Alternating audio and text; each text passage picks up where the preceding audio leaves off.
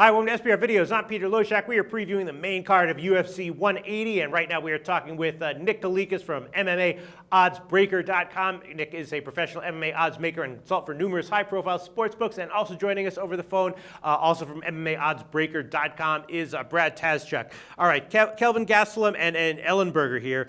Ellenberger, man, what a fall. He hit the wall fast, didn't he? He was the man and in the blink of an eye, all of a sudden he's maybe fighting for his job here. And Gastelum's the favorite, and from what I can see, he's gotten bet up in the last few days. Right now I'm seeing Gastelum minus 230, Ellenberger plus 170, and I guess the question is just what do you make of Ellenberger's last two duds, last two stinkers, and what's the likelihood that he has a third one in a row here? Brad Tazchuk, what do you think? Well, I think that the problem in his last two fights is that he was fighting two of the best three welterweights in the world. Sure. He's just not that good a fighter. I think he's solidly, in that top 10 range. But when you ask a guy who, is kind of limited, he's got big power, he's got good wrestling, but other than that, he doesn't bring a whole lot to the table. When you ask a guy to fight, a guy like Robbie Lawler, who's a better striker, who's got good takedown defense, or when you ask him to fight Rory McDonald, better striker, good takedown defense, he's going to run into trouble. Mm-hmm. I think he's definitely got more of a shot here against Kelvin Gastelum. One thing that does worry me is that Gastelum is a southpaw as well, and he's definitely had troubles with southpaws in the past.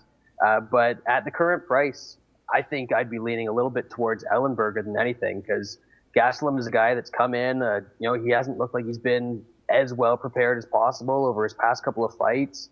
Hasn't really put on the most inspiring performances. I think he actually lost to Rick Story. And I think Jake Ellenberger definitely is a live dog here. So plus 170, if the public wants to keep taking the line that way, I think I would take a little shot at Jake Ellenberger. All right, yeah, Nick Kalikas, it wasn't too long ago that Ellenberger was thought to be the guy who was going to, dethrone GSP, and now he's a plus 170 dog against Gastelum.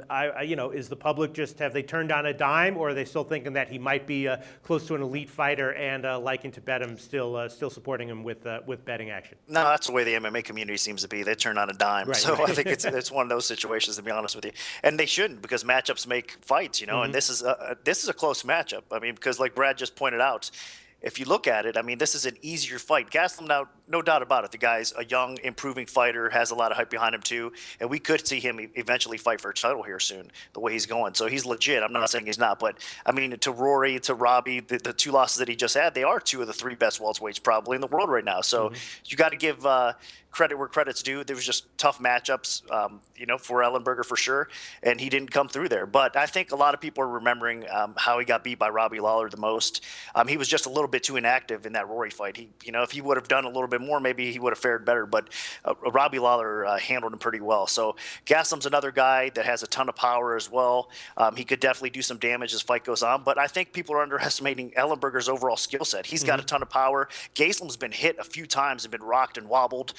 So if he gets hit by a guy like Ellenberger, wouldn't shock me if he gets put out. But he does have a solid chin, so we'll see how it goes. I think Gastelum, if it hits the scorecards, he's probably going to have the advantage. I think he could do more to win the fight, but with the current betting action, betting it up, but there's no value, I think, on Gastelum at all. So it is kind of a dog or pass situation for sure. All right, well, Nick, the line has been getting bet up, at least in the last few days, so obviously that's the way the action has been coming in, right? The public's been fading Ellenberger, at least somewhat, right? Yeah, they're getting some dog action as well on Ellenberger, but overall they're getting more steady action for sure, and parlay action coming in on Gastelum. So I think you're going to continue to see that trend for a little while, but again, we're going to see on fight day, before the fight goes off, I'm sure we'll see a big drop in the price. And it'll probably be right back down where close to where we opened it. But Gastelum does have a lot of hype behind him. A lot of people, like I said, think he's a young, talented fighter that could be fighting for the title soon. So maybe that Ellenberger hype kind of transferred over to Gastelum in this spot. Yeah. So where did you open this line?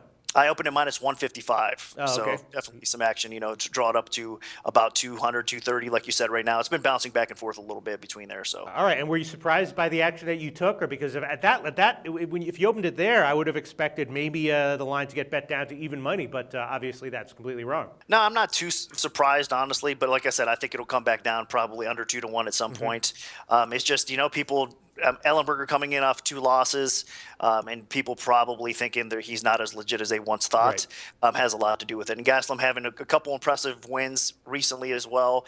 He's been on a roll. He's got more of the hype. I know he did struggle at times, Gastelum has too. And like Brad said, I mean, he struggles to make weight. He's just a big guy, I mean, for the weight class. So that's an interesting factor too. I just think that people are just kind of disrespecting Ellenberger a little bit too much. And this is an easier fight in some ways than the last 2 that he's had, for sure. You know, that's what I'm thinking. I'm thinking if I had to bet this fight right now, definitely would be Ellenberger at a plus 170. Brad Tazchuk, would that be the standard bet that you would make, or is there some other way bet this fight you think might have even more value? Well, I do think that it's most likely that Ellenberger wins by knockout if he does win, just because he does have that ridiculous power. But you know, he's a solid wrestler. I could see him also taking a decision. So I think I'd just make a straight play here. All right, I'm agreeing with you guys. Ellenberger plus 170 at the current line is probably the side with value. Thanks so much. The SBR Network offers free sports picks and game breakdowns, big money free betting contests year-round, a real-time Vegas-style odds monitoring service, and much more. So come see for yourself. To stay updated on SBR news and promotions, follow us on Twitter, Facebook, and Google+, and do be sure to subscribe to the Sportsbook Review YouTube channel to catch all our daily sports shows.